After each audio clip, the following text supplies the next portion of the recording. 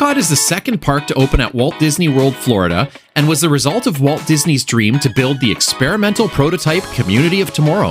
When it opened in 1982, Epcot featured a variety of educational experiences, but over the years it's shifted to focus on entertainment, especially with the introduction of rides based on familiar Disney IP like Finding Nemo, Frozen, and Ratatouille.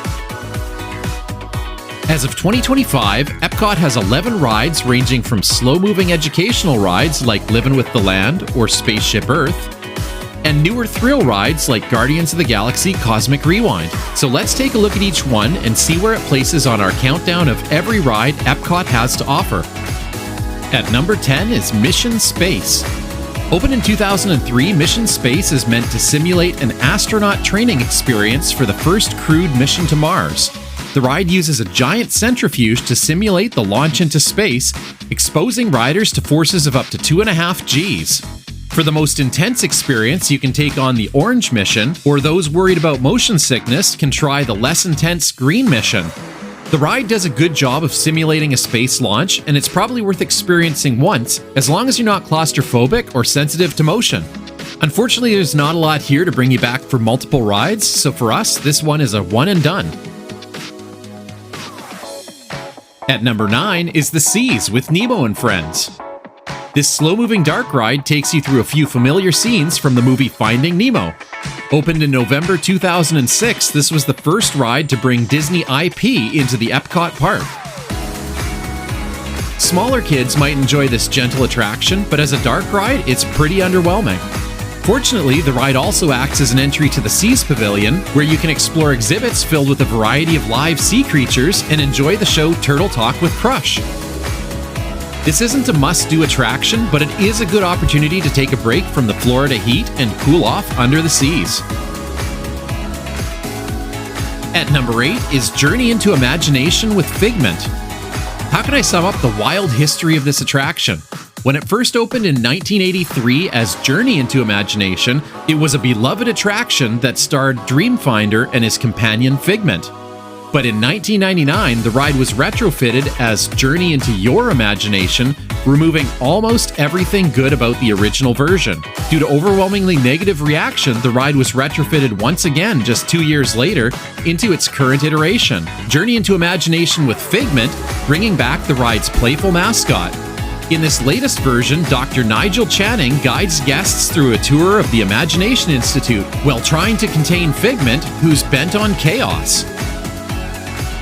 The ride is just okay with a few likable elements, but it lacks a real sense of joy or wonder, and after over 20 years, it looks like it's in need of another update. At number 7 is Living with the Land. Living with the Land is an indoor boat ride which explores the past, present, and future of farming and agriculture. This attraction has been around since Epcot opened in 1982. Mixing dark ride sections that pass through artificial biomes representing tropical rainforests, deserts, and the American prairie, with educational greenhouses used to grow some of the fruits and vegetables consumed on site. The attraction may not hold the attention of younger guests or compare to some of the more newer and thrilling rides, but it retains the spirit of the original Epcot. Plus, the ride offers a lengthy experience at over 15 minutes, and there's not usually that much of a wait. So for true theme park fanatics, Living with the Land is definitely worth checking out. At number 6 is Spaceship Earth. Another of Epcot's opening day attractions, Spaceship Earth is an educational dark ride that looks at the evolution of communication. Housed inside Epcot's iconic geodesic sphere, this Omnimover attraction guides guests past scenes depicting important advances in communication technology, all the way from cave paintings and the printing press to modern computing. The ride is filled with enough nostalgia and lots of classic Disney animatronics to make it worthwhile, and it offers a relaxing 16-minute experience narrated by Dame Judi Dench. At number 5 is REMY'S Ratatouille Adventure. Located in the France section of the World Showcase, this 4D dark ride opened in October 2021. Shrinking guests to the size of a rat, you join Remy and the spirit of Chef Auguste Gusteau as they prepare for a meal. But things don't go as smoothly as planned, and they end up being chased through the bustling kitchen and dining room of Gusteau's famous Paris restaurant. This is one of Epcot's newer attractions using trackless technology and is popular with kids, which can lead to long lines. Personally, I feel this relies too heavily on screens, and I'm not a big fan of rides with 3D glasses, which is why the attraction doesn't place any higher on this list. At number 4 is the Grand Fiesta Tour starring the Three Caballeros. This scenic dark ride takes you through the sights and sounds of Mexico as the Caballeros prepare for their big performance. The ride was rethemed in 2007 to add Donald Duck and his pals, adding some comedy to a journey that's already filled with energetic music and bright colors. This ride is a great attraction for all ages, and it has tons of atmosphere, like the opening scene with the Mayan temple, reminiscent of the first section of Pirates of the Caribbean at Disneyland. The ride is a personal favorite of mine. I loved the Three Caballeros as a kid, and I always enjoy joining them for another trip on this whimsical adventure. At number 3 is Frozen Ever After. With the success of the movie Frozen, it was inevitable that Anna, Elsa, and Olaf would get their own Disney attraction. It's just unfortunate that it came at the expense of Epcot's unique Viking-themed attraction called Maelstrom. Frozen Ever After takes guests on a short boat ride to visit their favorite Frozen characters and to enjoy some songs from the film like Let It Go and In Summer. The ride features 2 mild drop elements, one going forward and one in reverse, making for some gentle thrills. Overall, the retrofit added a lot of good theming, and I'm especially fond of the Olaf animatronic. Unfortunately, it also uses rear projection for most of the animatronics, which looks incredibly dated by today's standards. Kids will love this attraction, and I always like a good boat ride, especially when there's a couple drops mixed in. At number 2 is Test Track. Test Track is a high-speed thrill ride where guests get to design their own vehicles, which are put through a number of simulated tests, including the speed test, which launches guests around the exterior of the building at speeds of up to 65 miles an hour. The ride has gone through a couple of iterations and is currently down for refurbishment, but promises to reopen next year with new theming to complement the existing ride system.